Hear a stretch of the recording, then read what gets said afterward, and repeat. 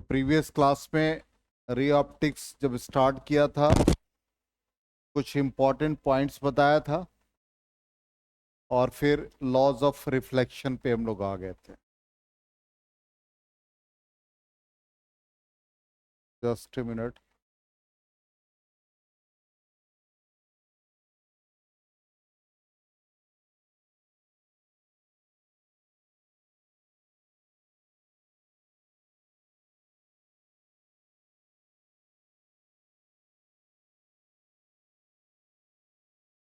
तो laws of reflection या reflection of light पर आए थे। Behaviour of light at the interface of media, यही हम लोगों ने स्टडी किया था कि नॉर्मल है, इंसिडेंट रे, रिफ्लेक्टेड रे और फिर रिफ्रैक्टेड रे। इसमें इंटेंसिटी, फ्रीक्वेंसी, वेवलेंथ, स्पीड और एम्पलीट्यूड को हम लोगों ने कंपेयर किया था। इसमें बताया था कि एक पार्ट लाइट का रिफ्लेक्शन हो जाता है, दूसरा पार्ट जो है रिफ्रैक्शन और तीसरा एब्जॉर्प्शन। ठीक है, अब आ जाए इसमें रिफ्लेक्शन ऑफ लाइट।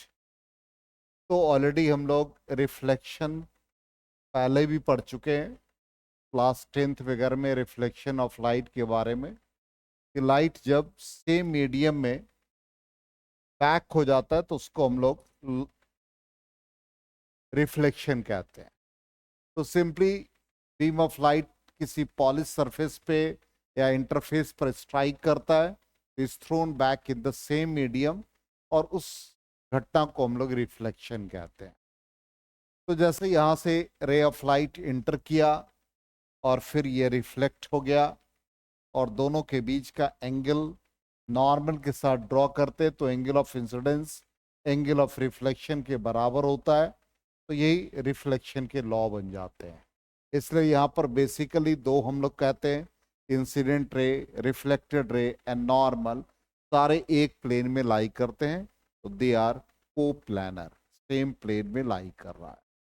और दूसरा angle of incidence is equal to angle of reflection.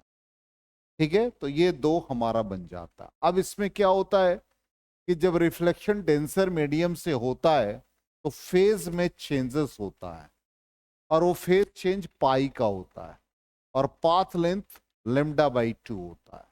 यदि रेयरर से रिफ्लेक्शन होता है तो किसी तरह का पाथ चेंज नहीं होता है।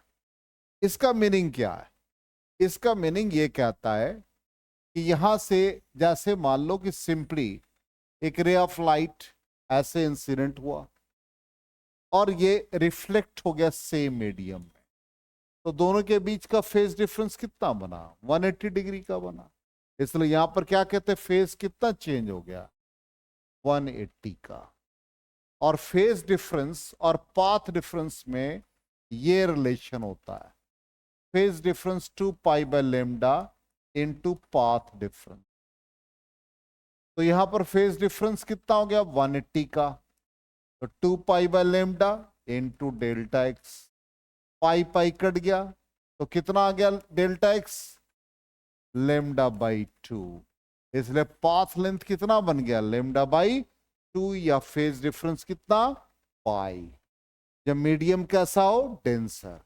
डेंसर जैसे मान लो कि किसी रिफ्लेक्टिंग सरफेस से वापस आ जाना, वो डेंसर मीडियम कहलाता है। और एयर का मीडियम मतलब एयर से एयर में ही जा रहा है। तो भाई एयर से एयर में कोई ऑब्स्टिकल नहीं है, गया, नो ऑब्स्टिकल, फिर आगे बढ़ता गया तो फेज चेंज हुआ कहां? सेम फेज में रहा। इसका मतलब ये दोनों के बीच का एंगल कितना है? 0 डिग्री। दोनों पैरेलल है, दोनों कोलिनियर है। इसलिए there is no phase change in case of reflection from rarer medium. जब रेयरर मीडियम से होता है तो किसी तरह का फेज चेंज नहीं होता। आगे बात समझ में क्लियर? ये एक्सप्लेनेशन लिख लो, मैथमेटिकल एक्सप्लेनेशन।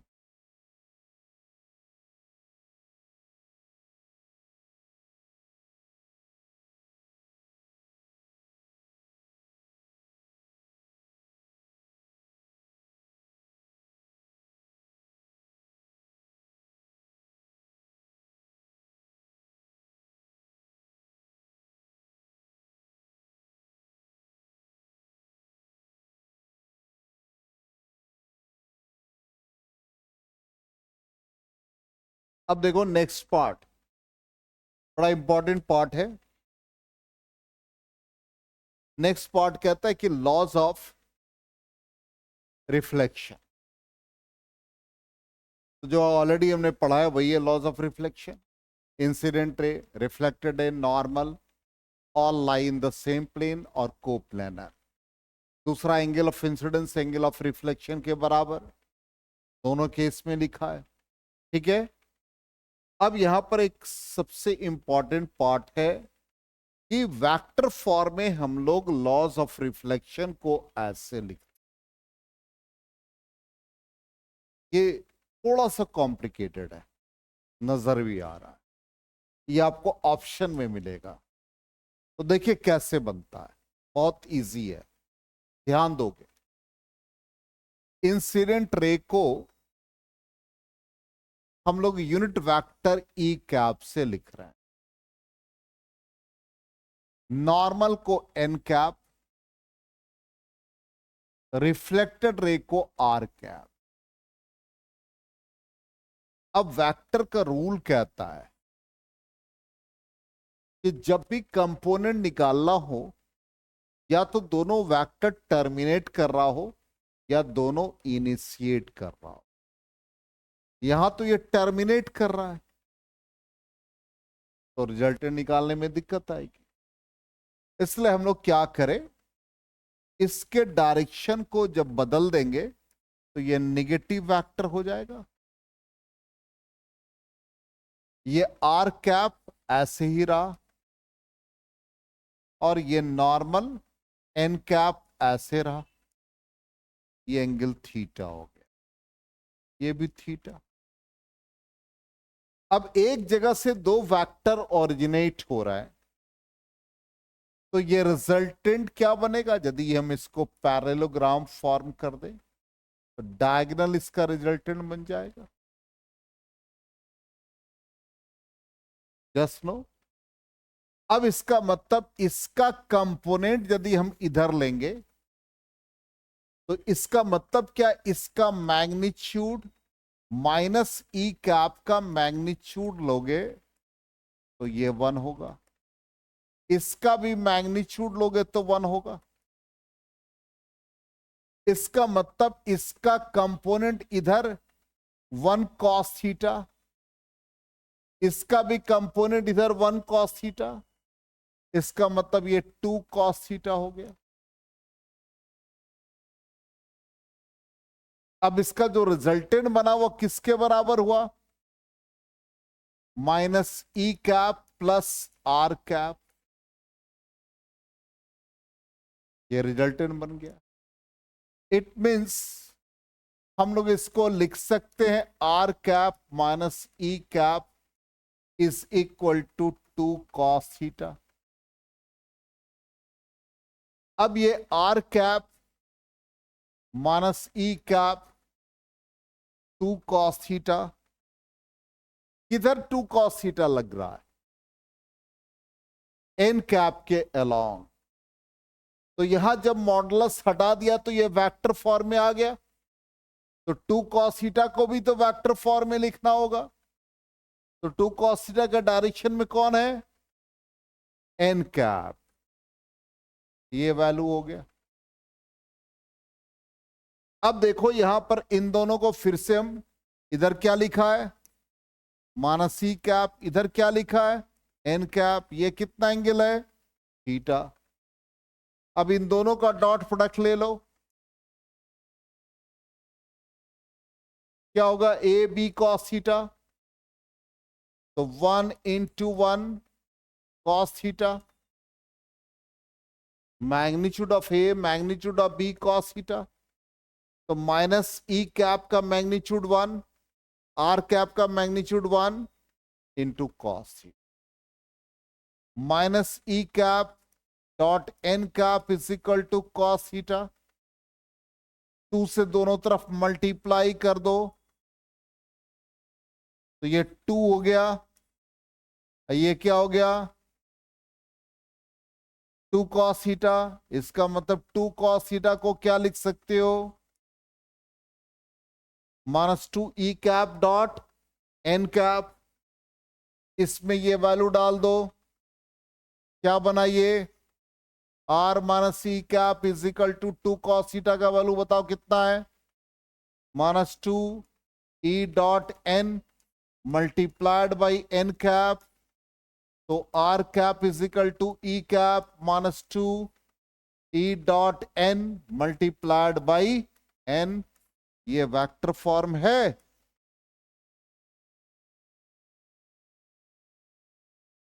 समझ में?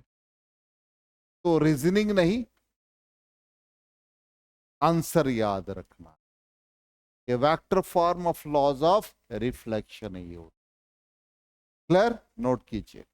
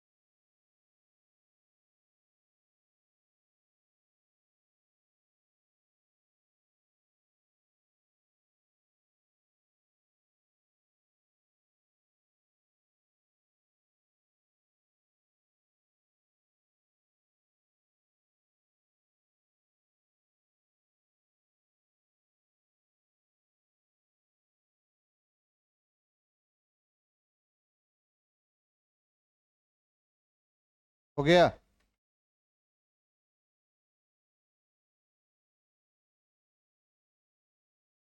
इरेज करें?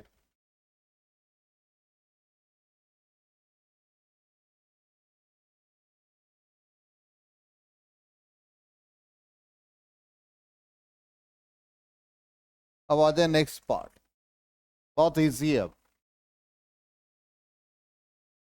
कल भी बताया था कि फ्रीक्वेंसी देख लो क्या क्या था, आई था, न्यू था, टी था, लेमडा था, ए था।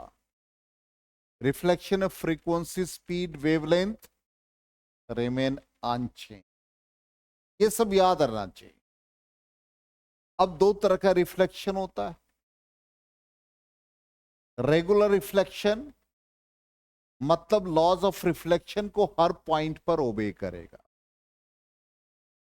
अब यहां पर जैसे मान लो हम मार्क कर रहे हैं, ध्यान देना, यहां पर नॉर्मल ड्रॉ किया, angle of incidence, angle of reflection, normal draw किया, एंगल सेम है, कहीं कोई चेंजेस नहीं, तो कंप्लीटली लॉज ऑफ रिफ्लेक्शन को ओबे कर रहा है। इसको हम लोग कहते हैं रेगुलर रिफ्लेक्शन। और रेगुलर रिफ्लेक्शन जब भी होता है तो हाईली पॉलिश्ड सरफेस पे होता है, not at the surface, rough rough surface पे नहीं होता।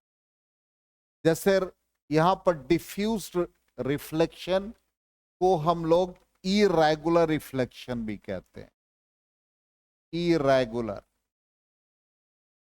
मतलब हर जगह पे लॉज ऑफ रिफ्लेक्शन को ओबे नहीं करेगा। अब मान लो नॉर्मल ड्रॉ किया, यहां नॉर्मल ड्रॉ किया, तो एंगल ऑफ रिफ्लेक्शन या angle of incidence angle of reflection के बराबर नहीं हो रहा। तो इसको हम लोग डिफ्यूज्ड रिफ्लेक्शन या इरेगुलर रिफ्लेक्शन कहते हैं, और ये रफ सरफेस पे होता है।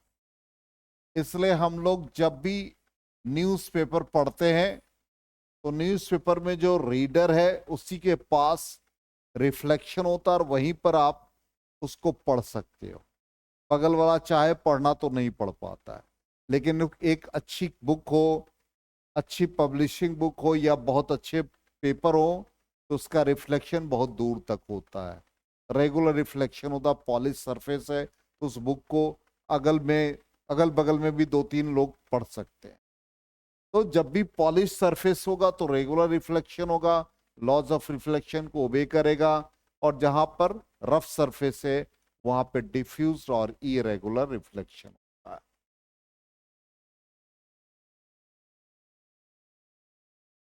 ठीक, तो ये लिखा है यहाँ पर, डिफ्यूज और irregular reflection takes place from a rough surface whereas regular reflection takes place from an extraordinary surface or polished surface। ठीक, नेक्स्ट पार्ट। अब यहां पर जब मान लो कि नॉर्मली इंसिडेंस हो जाए तो एंगल ऑफ इंसिडेंस और एंगल ऑफ रिफ्लेक्शन 0 डिग्री, तो डेविएशन नहीं हो रहा है। मतलब ऐसा है, ध्यान देना, यहां पर ये एक सरफेस है। अब इस सरफेस पे रे ऑफ लाइट, ये तो नॉर्मल का डायरेक्शन है, ये इंसिडेंट रे का डायरेक्शन है, ये रिफ्लेक्टेड रे का है। यदि यहीं से रे ऑफ लाइट फॉल करता है, इसका मतलब नॉर्मल के साथ कोई एंगल नहीं बनाया, तो आई और आर दोनों 0। क्लियर? तो डेविएशन कितना हुआ, यहां से लाइट आया और लाइट उसी मीडियम में उसी डायरेक्शन में चला गया, तो डेविएशन कितना बन गया, 180 डिग्री का। आगे समझ में? इसको हम लोग कहते हैं नॉर्मल इंसिडेंस। दूसरा केस बन जाएगा ग्रेजिंग इंसिडेंस। ग्रेजिंग इंसिडेंस का मतलब ऐसे सरफेस पर ये लाइट पड़ा और निकल गया, ऐसा सरफेस है, यहां से लाइट इंटर किया और फिर इसी मीडियम में ऐसे चला गया। इसका मतलब यहां पर क्या हुआ, ये दोनों क्या है, सेम डायरेक्शन में, सेम एक्सिस पर, तो डेविएशन कितना हो गया, 0 डिग्री। और ये नॉर्मल हमारा ये डायरेक्शन, नॉर्मल के साथ कितना एंगल बना, ये 90 डिग्री। तो angle of incidence 90 degree, angle of reflection भी 90 डिग्री। तो डेविएशन क्या हो गया, 0 डिग्री और 360 डिग्री। पाथ से डेविएशन, पाथ जो है इंसिडेंट और रिफ्लेक्टेड, वही डेविएशन हुआ।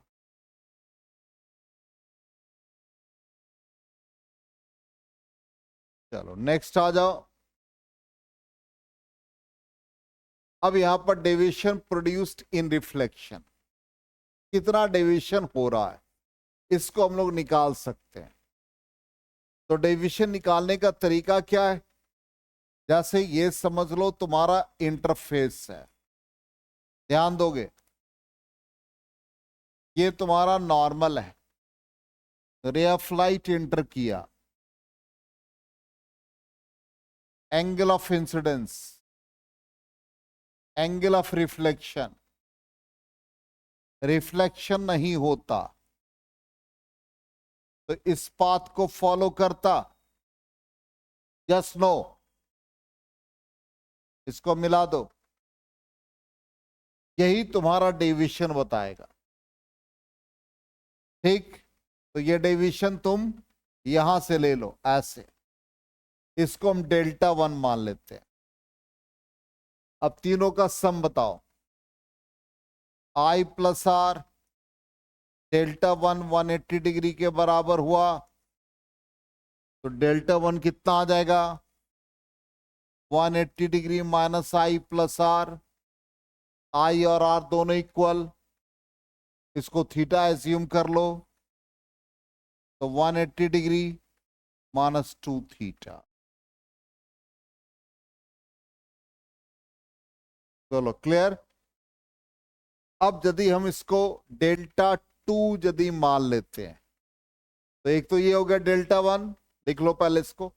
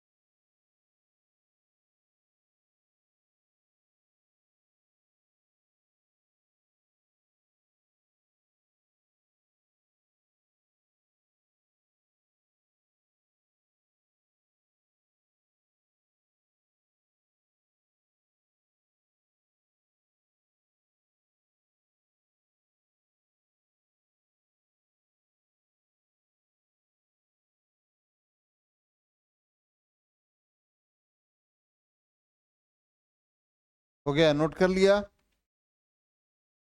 तो ये डेल्टा वन हो गया, और इसी तरह से यदि हम डेल्टा टू निकालें तो बताओ क्या बन जाएगा? देखो, delta one plus delta two is equal to 360 degree. बहुत इजी है, तुम लोग थोड़ा मेहनत भी करो।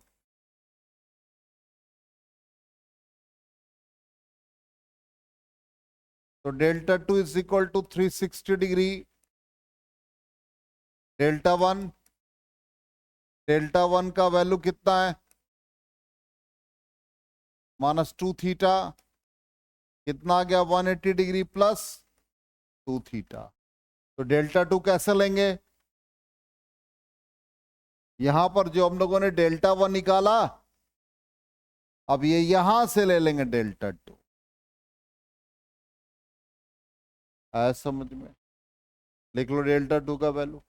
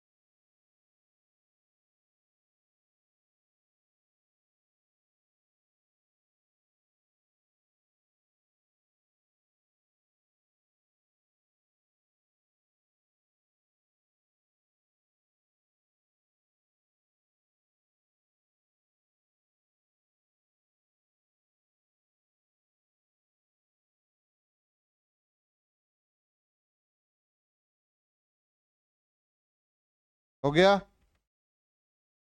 इरेज करें। चलो, तो वैल्यू भी चेक कर लो, यही है डेल्टा वन डेल्टा टू का वैल्यू। चेक करो सब लोग। तो यहां पर डेविएशन हो गया। नेक्स्ट आ जाए स्फेरिकल मिरर। ये स्फेरिकल मिरर है। यदि हमारे इस सरफेस का या आउटर सरफेस पॉलिश्ड है, तो concave mirror. Inner surface polished है तो कॉन्वेक्स मिरर।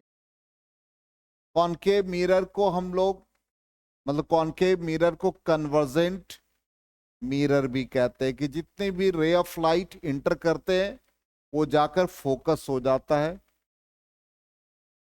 फोकस पे, या सारे रिफ्लेक्शन के बाद रिफ्लेक्टेड रे का पॉइंट ऑफ कन्वर्जेंस एक फोकस होता है, इसलिए उसको कन्वर्जेंट मिरर भी कहते हैं। इसको हम लोग सेविंग मिरर में, प्रोजेक्टर में यूज करते हैं, टेलीस्कोप में यूज करते हैं, ईएनटी स्पेशलिस्ट डॉक्टर जो है वो इसको, डेंटिस्ट वगैरह इसको यूज करते हैं। दूसरा है कॉन्वेक्स मिरर। कॉन्वेक्स मिरर जितने भी रे ऑफ लाइट आफ्टर रिफ्लेक्शन वो डाइवर्ज हो जाते हैं, इसलिए हम उसको रोड लैंप्स में, साइड मिरर में यूज करते हैं, साइड व्यू मिरर में भी उसको यूज किया जाता है। तो ये यूजेस आपको दिमाग में रखने हैं। नेक्स्ट आ जाइए, जो टर्मिनोलॉजी है उसको जानना है। अब यहां पर ये हमने दिखाया, एक प्रिंसिपल एक्सिस दिखाया, कॉनकेव मिरर दिखाया, कॉन्वेक्स मिरर दिखाया। इसमें सारे पॉइंट्स को आपको दिमाग में रखना है। अब पॉइंट्स क्या क्या है वो देख लीजिए, बहुत इजी है। अब यहां पर ये आपका ये स्फेरिकल मिरर, ये आउटर सरफेस पॉलिश्ड है, ये जो लाइन है वो प्रिंसिपल एक्सिस को रिप्रेजेंट करता है, ये हमारा पोल होता है, और इस सरफेस का जो सेंटर होता है वो सेंटर ऑफ कर्वेचर होता है। ये हमारा रे ऑफ लाइट इंसिडेंट रे, ये इंसिडेंट रे है। आफ्टर रिफ्लेक्शन एक पॉइंट पर फोकस करता है या एक पॉइंट पर कन्वर्ज करता है, उसको हम लोग फोकस कहते हैं। और ये हमारा पोल से सेंटर का डिस्टेंस रेडियस ऑफ कर्वेचर, पोल से फोकस का डिस्टेंस फोकल लेंथ होता है। ये सब तो पढ़ा भी है आपने, वही टर्मिनोलॉजी को हमने यूज किया है। तो पोल हो गया mid point of the mirror, ठीक, क्या हो गया सेंटर ऑफ कर्वेचर, ठीक, रेडियस ऑफ कर्वेचर। तो कॉनकेव मिरर के लिए रेडियस ऑफ कर्वेचर नेगेटिव होता है और कॉन्वेक्स के लिए पॉजिटिव होता है। क्यों भाई? ये इंसिडेंट रे है और हम लोग डिस्टेंस मेजर कर रहे पोल से, तो इंसिडेंट रे के अपोजिट जा रहे हैं, इसलिए इसका रेडियस नेगेटिव हो गया। और कॉन्वेक्स के केस में इंसिडेंट रे ऐसे, और हम लोग यहां से फोकस या रेडियस को मेजर करते पोल से towards the direction of incident रे, इसलिए ये पॉजिटिव हो जाता है। और प्लेन मिरर बिल्कुल ऐसा है, ये प्लेन मिरर है, इसका रेडियस नहीं है, इसलिए इसका रेडियस इनफाइनाइट होता है। ठीक, प्रिंसिपल एक्सिस हो गया जो पोल और सेंटर ऑफ कर्वेचर को लाइन ज्वाइन कर रहा है। फोकस हो गया जहां पर प्रिंसिपल एक्सिस पर जो रे ऑफ लाइट आफ्टर रिफ्लेक्शन एक पॉइंट पर मिल रहा है वो फोकस हो गया, ठीक है। और distance between pole and focus, उसको हम लोग कह देते हैं फोकल लेंथ। फोकल लेंथ और रेडियस ऑफ कर्वेचर में रिलेशन ऑलरेडी हम लोग पढ़ चुके हैं, F is equal to R/2। Clear? आ गया समझ में?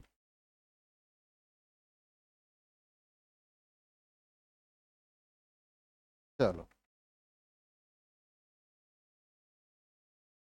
अब आ जाओ नेक्स्ट पार्ट। नेक्स्ट टर्मिनोलॉजी क्या है? देखो ध्यान से, पावर। पावर क्या होता है? Reciprocal of focal length.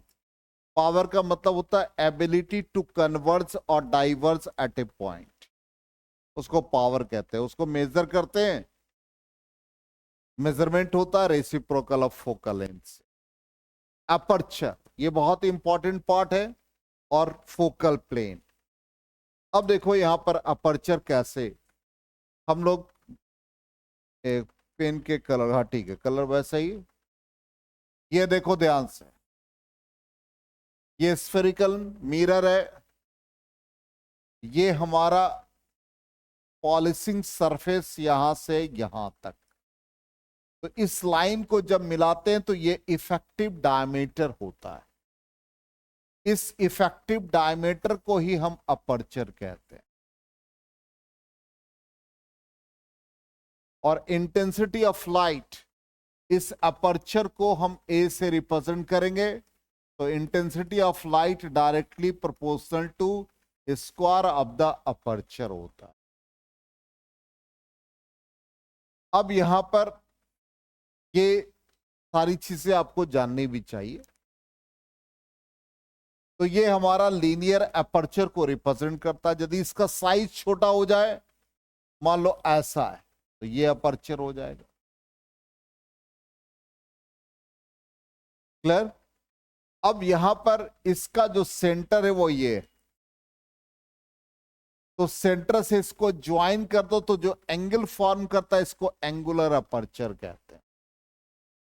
इसको एंगुलर अपर्चर कहते हैं। अब एक प्लेन है जो फोकस से पास करा और perpendicular to the principal axis, उस प्लेन को हम लोग कहते हैं फोकल प्लेन। और उसी प्लेन के अंदर वो पॉइंट फोकस होता है। तो एक वर्टिकल प्लेन जो फोकस से पास कर रहा है और वो प्रिंसिपल एक्सिस के परपेंडिकुलरली है, उसका नाम फोकल प्लेन होगा। आ गया टर्मिनोलॉजी समझ में? कहीं कोई डाउट? 100%? ठीक, ये सब चीज तो पहले ही का पढ़ा हुआ है, इसलिए इसमें कहीं कंफ्यूजन नहीं होना चाहिए। अब आ जाए next part, paraxial rays. Paraxial rays कहता है, ध्यान दीजिएगा बहुत, और मार्जिनल रेस। तो सिंपल है, इसको आप इतना कॉम्प्लिकेटेड ना बनाए। सिंपली हमने तो फिगर बना रखा है, किसी बुक से हमने इसको कट एंड पेस्ट किया, इतना समझने में थोड़ी दिक्कत होती। आप इसको ऐसे समझ जाओ। हम यहां पर कलर बदल देते हैं। ये हमारा मिरर है, ध्यान देना। ये हमारा प्रिंसिपल एक्सिस। जो रे एकदम ऊपर से आ रहा है, ये मार्जिनल रेस कहलाता है। Marginal rays. और जो प्रिंसिपल एक्सिस के काफी नियरर है, ये वाला रे, ये सब पैरेक्सियल रेस है। अब फिगर में देखो, यहां मार्जिनल रे हमने ऊपर बनाया, मतलब वहां से एंगल जब लेंगे तो ये थीटा जो बन रहा है वो लार्जर बन रहा है, तो मार्जिनल रेस हो। और यहां पर जब थीटा ले रहे हैं तो वो क्या हो रहा है? स्मॉलर हो रहा है। ये क्या बन रहा है? Paraxial rays. तो प्रिंसिपल एक्सिस के जो नियरर है वो पैरेक्सियल रेस है, और प्रिंसिपल एक्सिस से काफी दूर है वो क्या बन गया? Marginal race. क्लियर हो गया? 100%?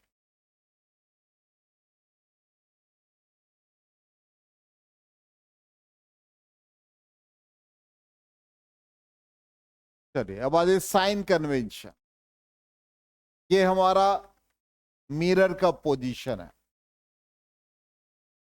ये हमारा प्रिंसिपल एक्सिस और इंसिडेंट रे का डायरेक्शन लेफ्ट टू राइट। तो along the direction of incident रे जो भी होगा साइन कन्वेंशन में पॉजिटिव।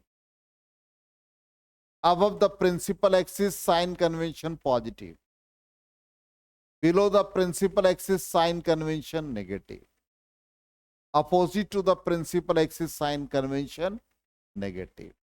देखो यही सारी चीजें लिखा हुआ है कि सारे डिस्टेंस हम मेजर करेंगे पोल से, और डिस्टेंस जो मेजर कर रहे हैं in the direction of incident ray positive ले रहे हैं, और opposite to the direction of incident ray negative ले रहे हैं। Distance above the principal axis positive और distance below the principal axis negative. आगे साइन कन्वेंशन समझ। ठीक, अब साइन कन्वेंशन को इस तरह से दिमाग में रखना है। ये आपके लिए होमवर्क है, करके लाओगे देखोगे ये सारी चीजें आपको पॉजिटिव मिल रहा है कि नहीं मिल,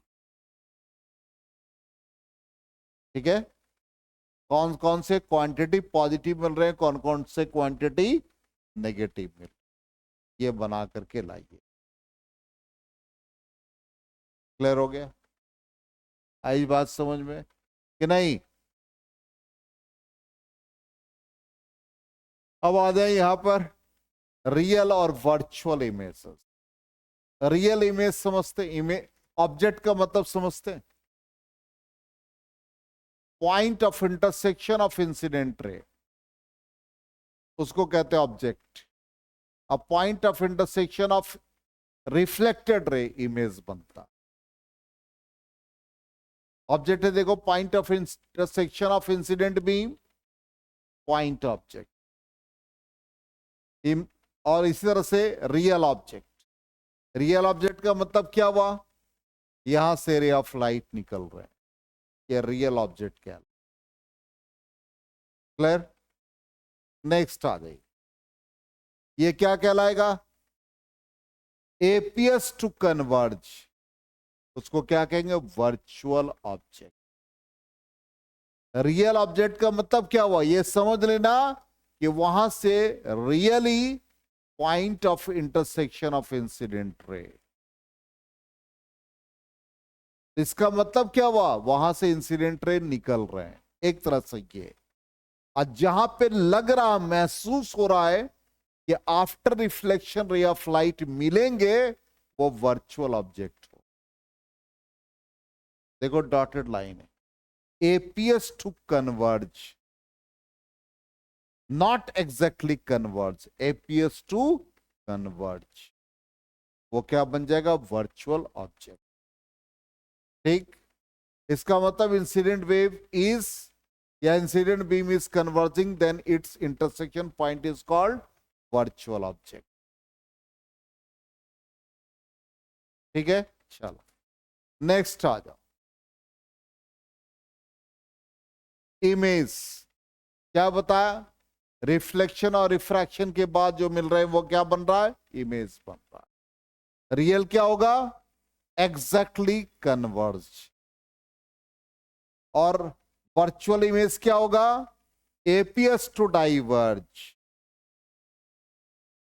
देखो एग्जैक्टली कन्वर्ज और एपीएस टू डाइवर्ज, लग रहा है कि वहां से निकल रहे हैं। क्लियर हो गया?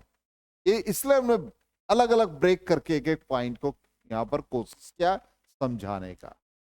अब रियल एंड वर्चुअल इमेजेस देखो, सिंपल है, रे ऑफ लाइट इंटर किया, आफ्टर रिफ्लेक्शन कहां मिल रहा है, आई पर मिल रहा है, तो ये क्या बना, रियल इमेज बना। और ये एपीएस टू कन्वर्ज क्या बन रहा है, वर्चुअल ऑब्जेक्ट। दूसरा देखो क्या बना, ये ऑब्जेक्ट बना, क्यों, यहां से रे ऑफ लाइट निकला, रिफ्लेक्ट हुआ, और ये क्या बना रहा, डॉटेड लाइन को बैकवर्ड बना दो तो एपीएस टू डाइवर्ज, तो ये वर्चुअल इमेज और ये रियल ऑब्जेक्ट। थर्ड देखो क्या बना, एग्जैक्टली कन्वर्ज कर गया, क्या बना, रियल इमेज बना।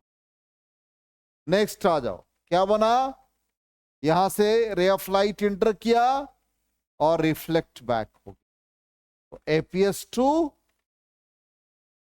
डाइवर्ज क्या बन गया, वर्चुअल इमेज। ठीक, नेक्स्ट पॉइंट इसी तरह से देखो, ये क्या बन रहा है, real image, point of intersection of refracted ray, और ये क्या बन रहा है, appears to converge, virtual object. इतने सिनेरियो हमने यहां पर रिप्रेजेंट किया। लास्ट वाला देख लो, यहां से रियल ऑब्जेक्ट क्या हुआ, लाइट एमिट हो रहे हैं, तो ये रियल ऑब्जेक्ट, और ये क्या हो रहा है, appears to diverge, virtual image. इतने कंडीशन हमने रियल ऑब्जेक्ट रियल इमेज का बना दिया। इतना तक काम कर लेंगे तो कल हम लोग focal length, radius of curvature, ये सब में रिलेशन निकालें।